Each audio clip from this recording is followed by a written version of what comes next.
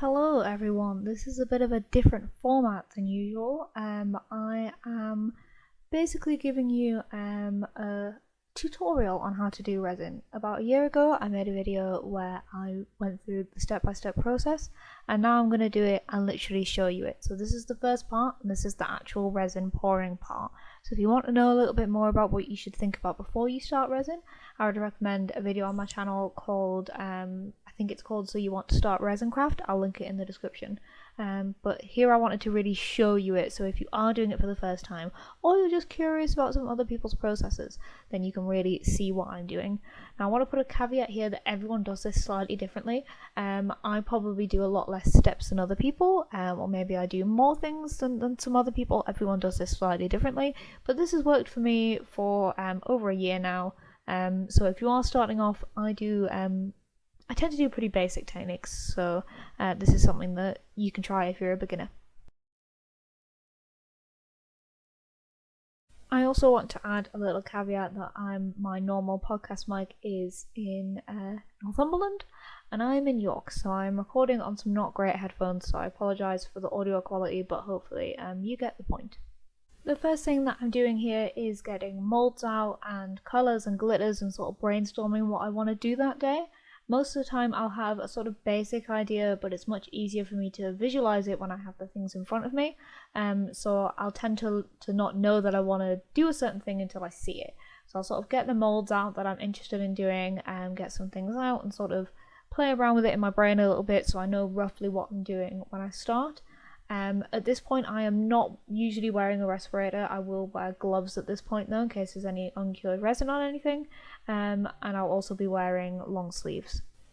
So at this stage what I'm doing now is I'm inspecting the molds to make sure there's nothing in them, so no like sort of specks of glitter or resin from the last pour that I did, and I'm now painting in them the idea that I want to do with mica powder. So with mica powder you can either mix it straight into the resin or you can paint it onto the mold, depending on what kind of effect that you're going for.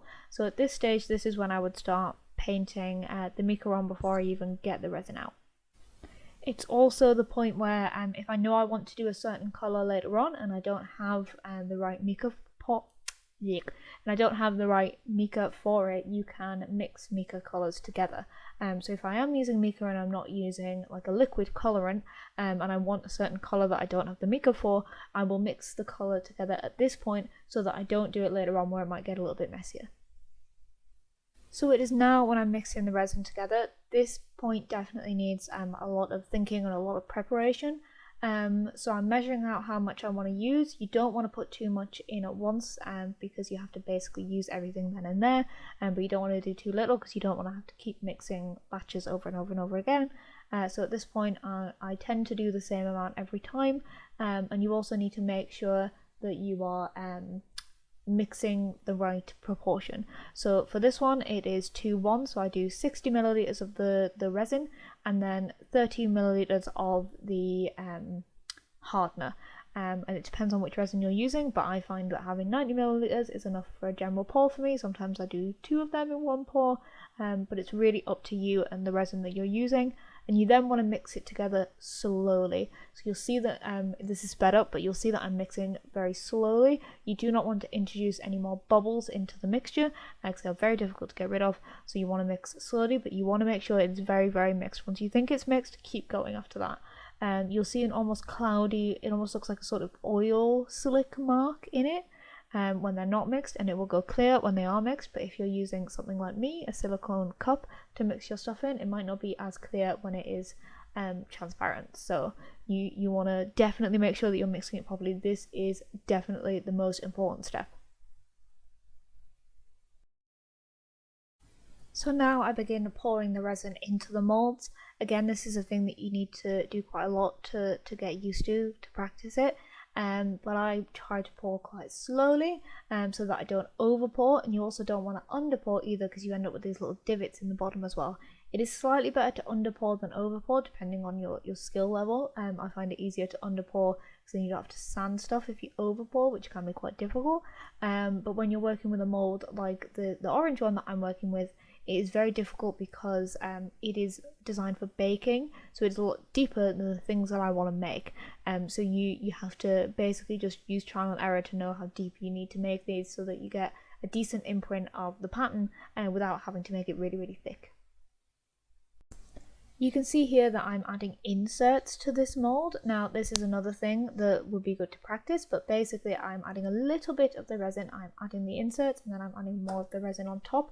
This is to ensure that the inserts are in the middle of the resin, because if you put the inserts in first and then pour the resin on top of it, you might end up with bubbles underneath it, and if you put it right on top of the already full mold, it might not sink down properly enough, so you want to make sure it's in the middle, and that's the best way to do that. But with these really, really thin molds, that's quite tricky to get right.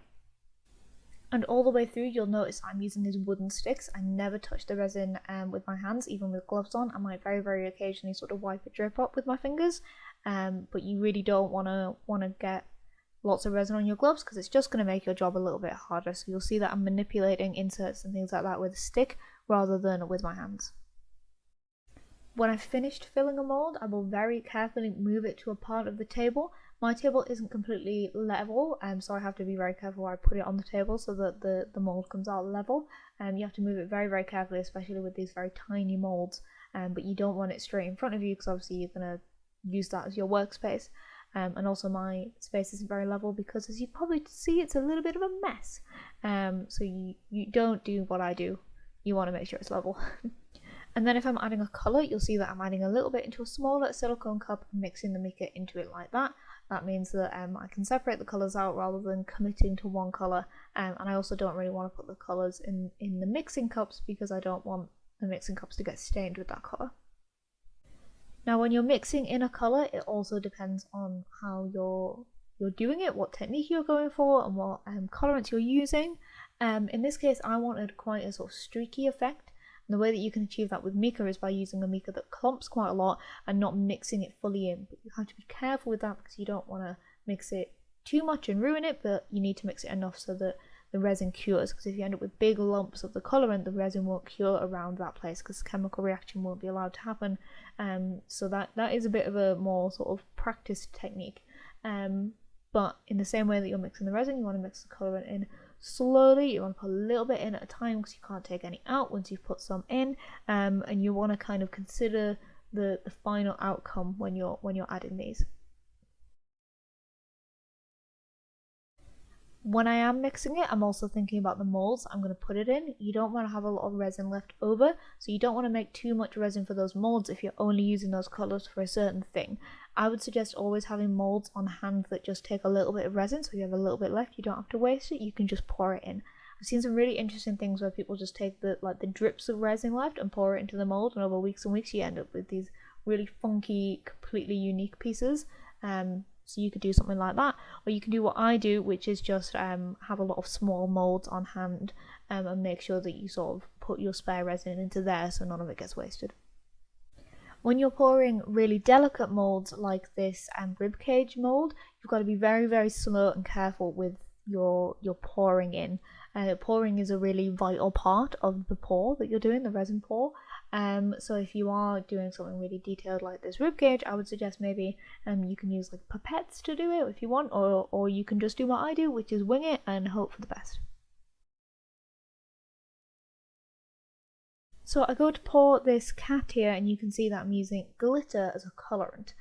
So basically to do this, you just need to put a lot of glitter in. Glitter will sink to the bottom of your mold, so the front of your mold, and you'll mold it because that's the bit that faces the bottom when you pour it, will be covered in that colour. So if you're using a very sort of shimmery glitter, that can have a really cool effect, but you do have to be careful because if you put too much glitter in, the resin won't cure, but you need a lot of it in there. So this is again another just trial and error thing, and also looking at the resin and seeing how much glitter's in there, adding a bit at a time so that you don't add too much.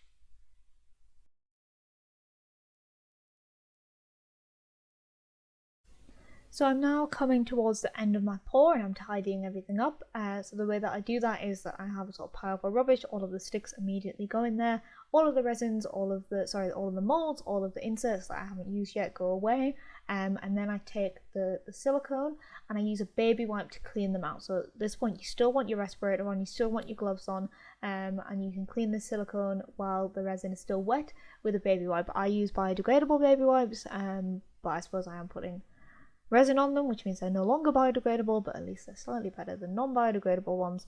But that is the best way to clean it. I know some people wait for the resin to cure and then sort of peel it off.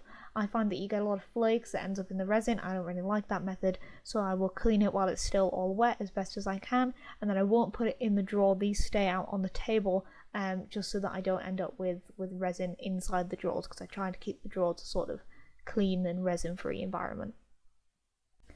So that's pretty much it. That's what an average pour looks like for me. You'll have seen the timestamps on the video, so you know how long all of this takes. And that is the first part to the resin making process. So I'm going to talk about what to do afterwards, so the demolding process and everything, in a coming video. But if you guys have any questions about this process, let me know down in the comments. New videos every Wednesday. Like, subscribe, and all that jazz. And I'll see you next week. Bye.